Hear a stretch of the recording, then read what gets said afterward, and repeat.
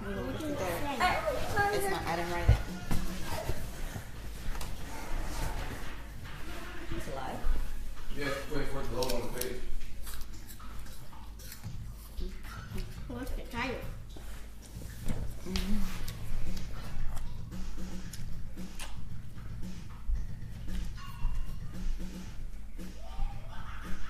Where's your Facebook? Oh. Different kind of music. I'll do it. All the time. Can I do that? Sure. What is that for? It's a microphone. We're live. Alright, let me pull it up on the computer. I can't do it. Can I try What? to do it? No, don't touch it. You might knock it off. No, speak. Yeah. See, look, the camera's up there. The mic's down there. It can hear you. I'm just trying to pull it up on the computer so you can see yourself. Hello. You don't have to get close to it, baby. You can just talk.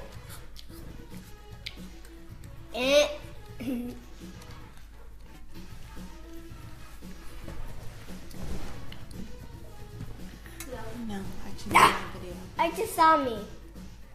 Say hello. Hello. Hello, Derek. I'm Derek. You are Derek. I'm aware.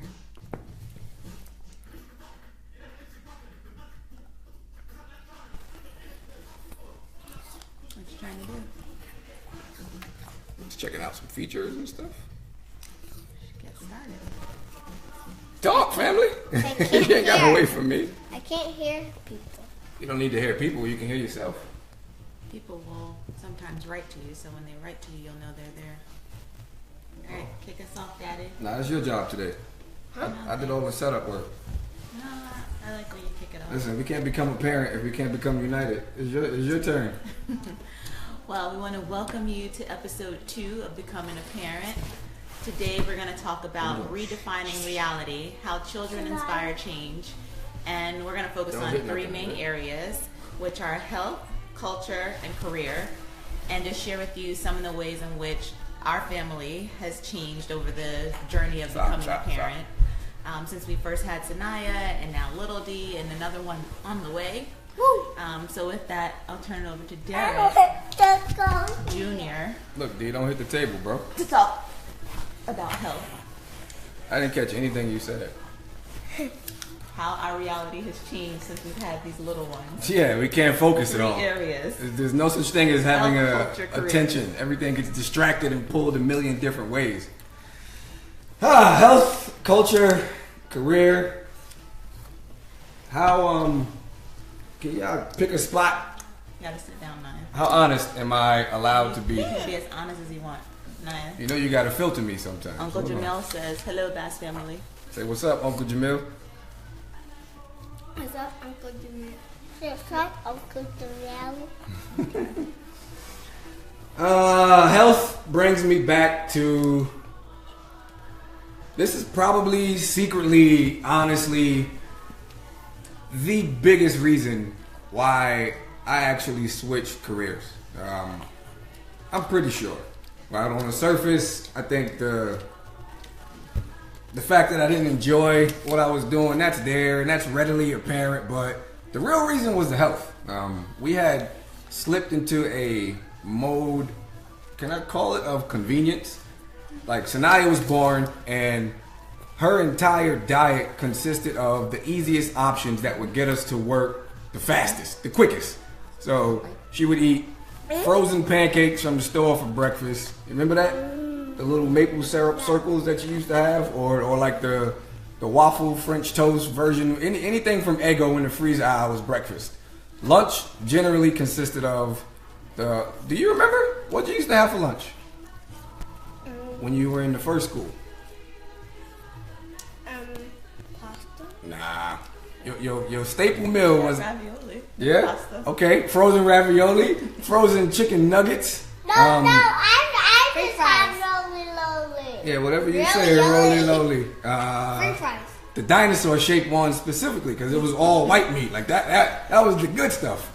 Everything about her entire dietary makeup, it was a choice and convenience that would allow us to get to and from work the easiest, or to get them dinner the fastest and shut them up, or really just her at the time.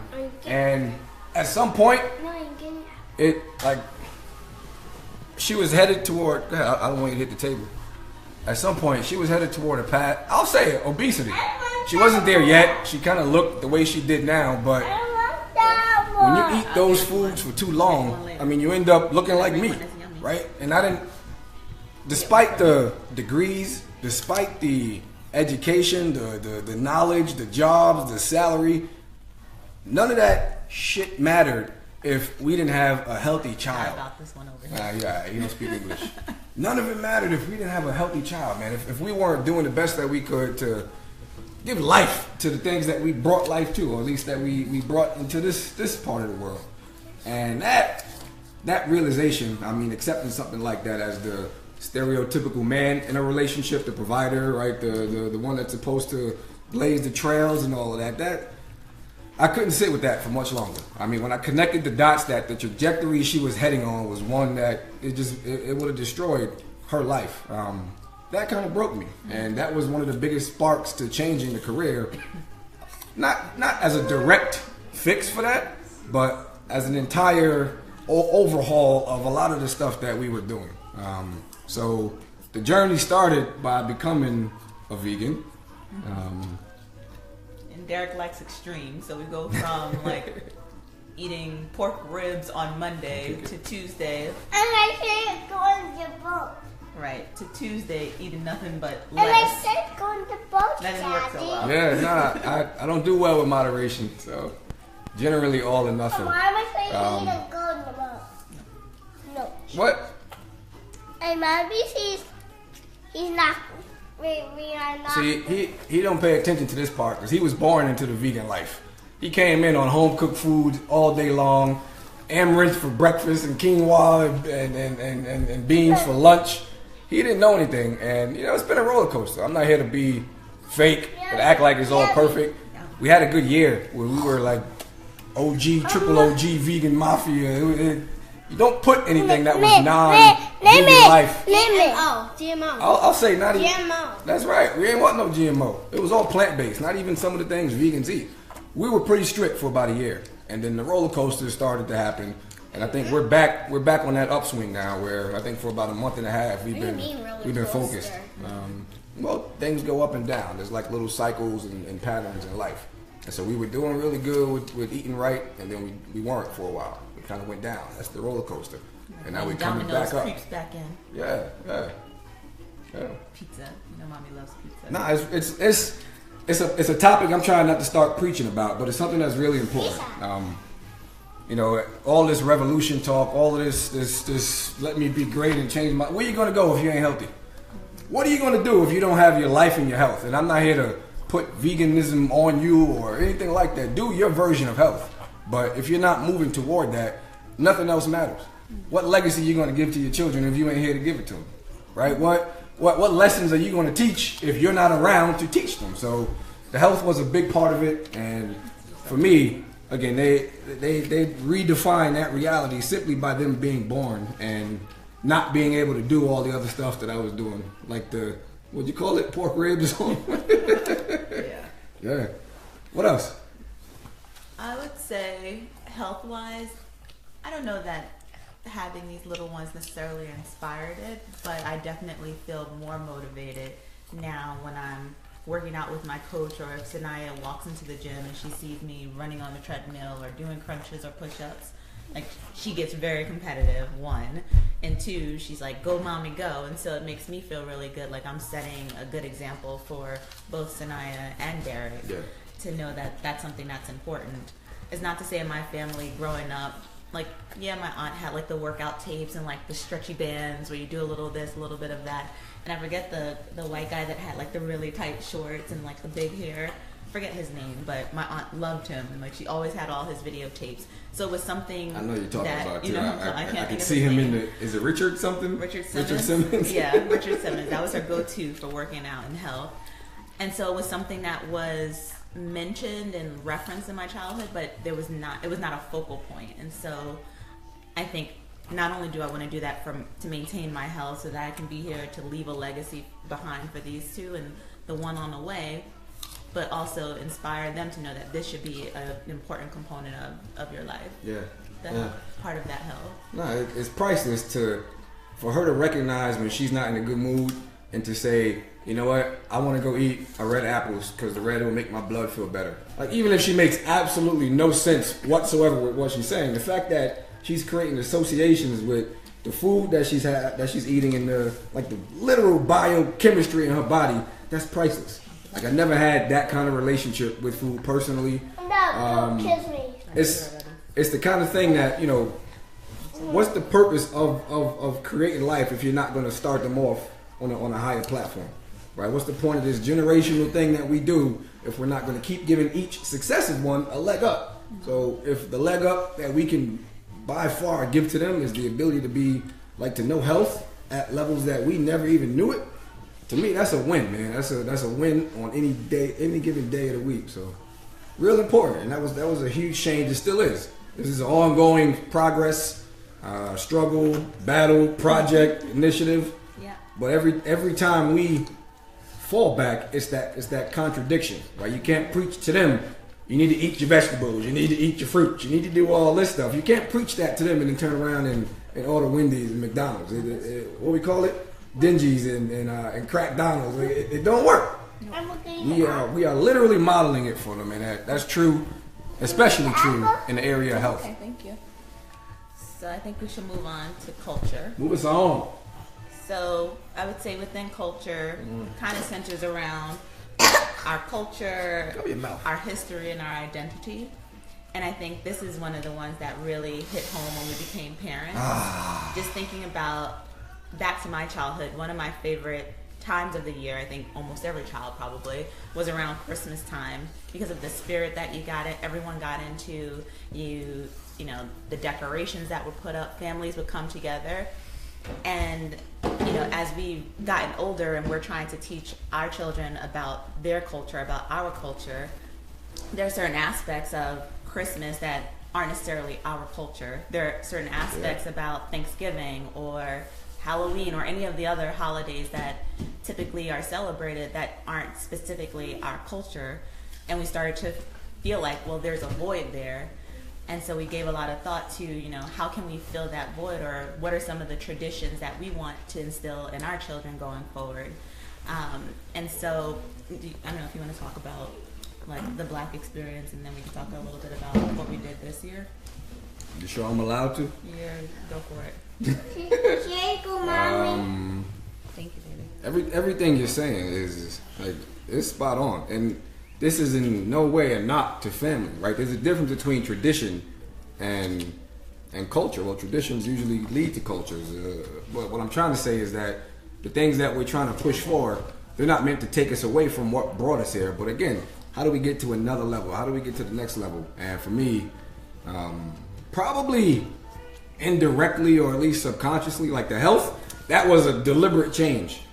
Coming into a new definition of self was something that was definitely inspired by them, but I didn't know it really while it was happening.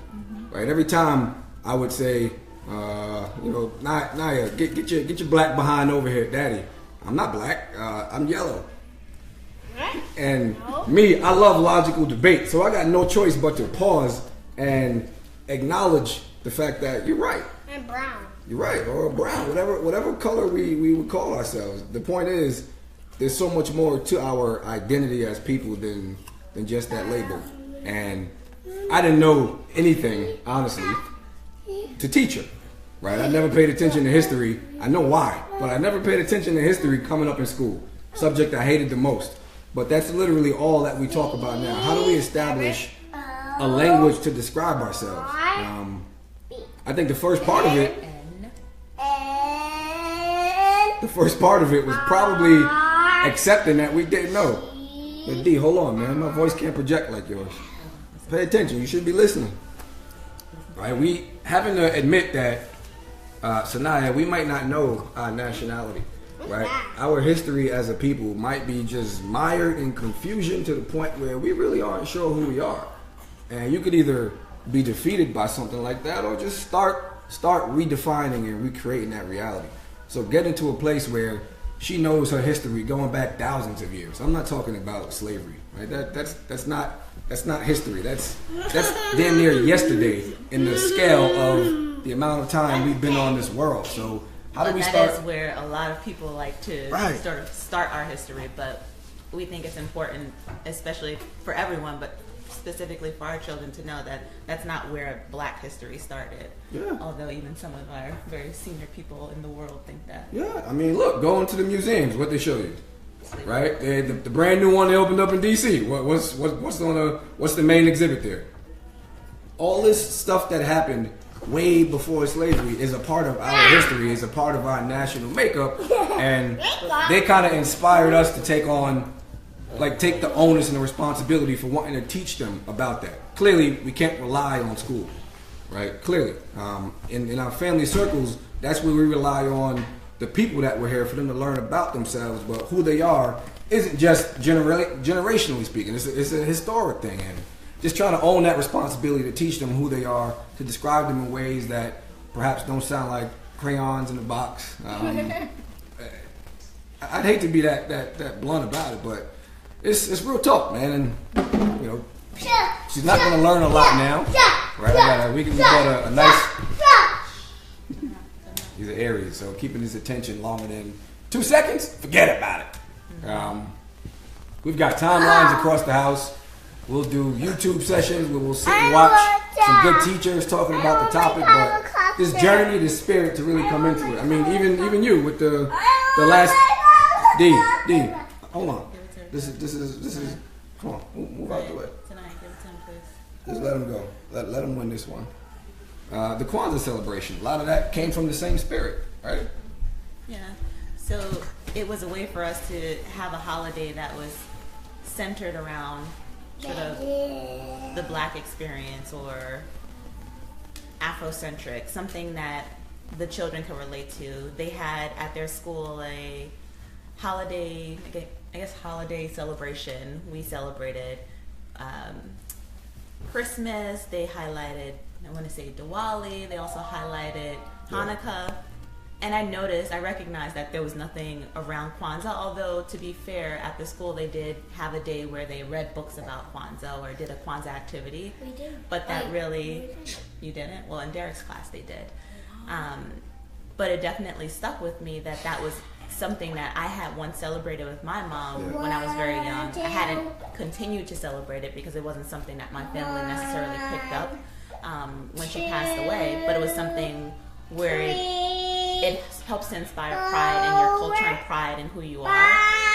And it was something that I always wanted to share with my children. So, this was the first year. I don't know how many of you followed us, but this was the first year that we celebrated Kwanzaa, and I think it was a huge success. It was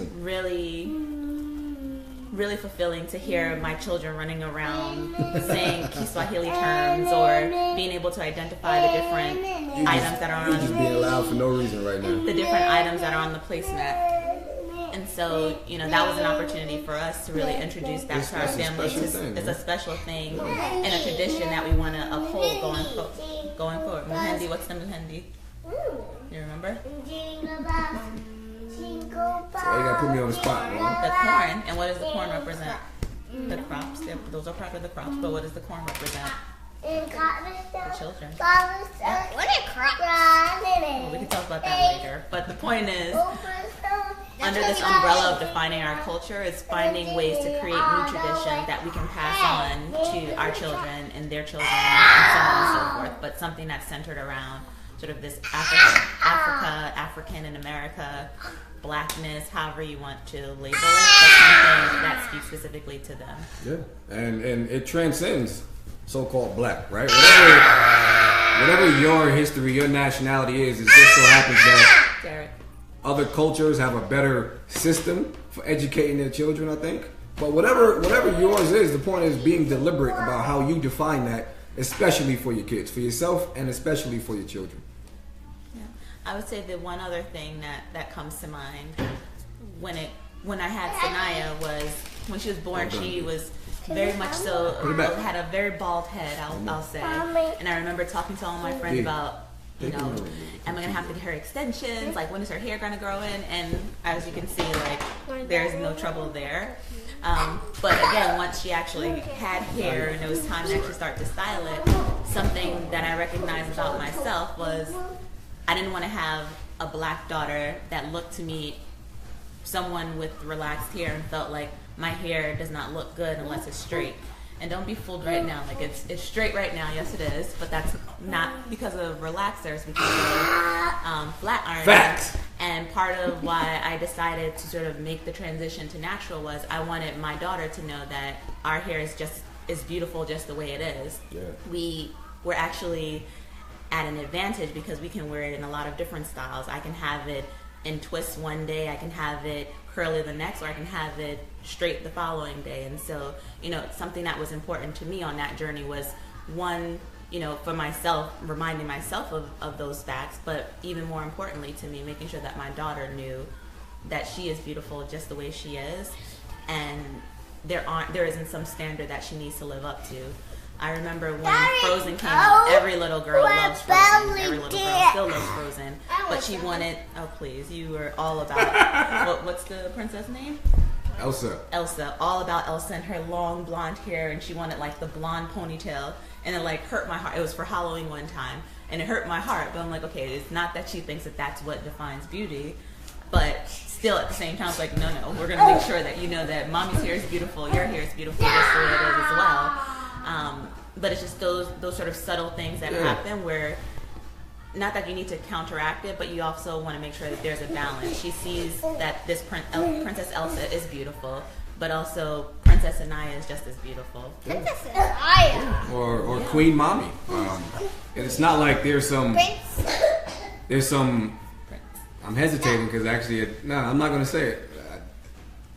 The thing that makes culture is the fact that it reinforces itself everywhere you go. And she could do something as simple as watch TV or drive in the car to the store. All the billboards, they're going to reinforce certain images. And if they're not the images, they're not the lessons, they're not the things that you want to condition your children to know, to be, to think of, then it's just a matter of being deliberate about putting the right stuff in front of them. And when I say right, I just mean right for you. Yeah. All right. So finally moving on to career. Me? All you. All right. I know we touched on this last week too, or last month. Last month. It's been a while. We've had some sicknesses. Look, the children were sick. I was sick. We on our schedule, man. Get out of here. There's always something. But we're happy to be here again with you guys, so thanks for joining. I've been doing a lot of research, obviously, in the world of self-help, self-mastery, self-knowledge, and, you know, I think one of the hardest things to do is to go against your identity, right? It's kind of the difference between someone saying, I don't smoke anymore and I'm not a smoker. Like, one of them is an identity you adopt. And this weird thing happens when children are born that it's like a living mirror right outside of you. You see so much of yourself in everything that is them. And when you start to do things that you don't like, you're literally contradicting yourself by not setting an example for them. So the fact that you can look at everything we just spoke about, health, career, we can no longer go against who we know we are or who we know we're supposed to be in whatever these areas are. Same thing happened at work. I won't drill into it, but you know, a common coffee table phrase is like, you know, I can't tell my children to follow their purpose, to follow their heart, to do what they're passionate about and what they love when I'm going to work every day like The Walking Dead, right? There's a huge contradiction there that at some point one of them has to go. Either you don't really believe that, or you do believe it and you have to do something about it. And again, admittedly, the health was the biggest reason why I ended up changing careers. And I'll talk about it as right? It's me doing it, but this was very much a family decision. All right, we had to look at the path that we're on. She loves her job. She loves what she's doing. She's doing very well in it. I'm good at my job, but that's all. It was just an intellectual thing. My heart wasn't in it. The passion wasn't there. I was at a low point. So if anybody's about to pivot, it makes sense for it to be me, right? So the spirit was, how do we demonstrate how they're supposed to approach their professional life, their work in this world, and you know, nonstop. What is it, from fruit truck business to, baby? What's some of the businesses you want to have? Talk to the camera up there. What's some of the businesses? See if you remember them.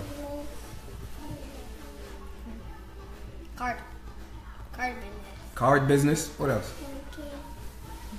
What do you want to be when you grow up? Rock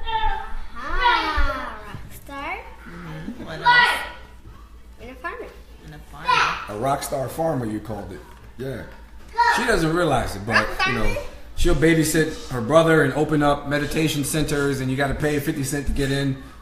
She'll make Black cards. History She's always She had her Black History shop. right. She sold cards online, but seeing the spirit of ownership, or just not that she needs to own her own business, but the mindset of entrepreneurial, of having something of yours in your name, like that was the spirit behind why we ended up saying, "All right, D, you're gonna go do this thing over here." Big reason. They're a big reason for that change. Yeah, and my reflection is not that deep. I would say how things changed in my career after becoming a parent, and this happens to especially a lot of working moms going back to work. You just figure out how to get very, very efficient at your job. What may have taken you 3 hours to do before, somehow you figure out how to do it in 1 hour, because you know you have 1 hour and 5 minutes to leave the office, run to the ferry, hop on the ferry before you have to pay $20 every 20 seconds to pick up your child. So you get very, very efficient. You get very creative. But I would say that's the biggest, one of the biggest, not only what you said, it's like, you know, making sure that I'm demonstrating and being a role model for our children, but even just a simple thing of like getting the job done because you have these other priorities out there. And it's not to say that individuals that don't have children don't have priorities outside of work. Like, I think it's actually important for everyone to have those priorities, whether it's you need to get home and walk your dog, you need to get home and go work out.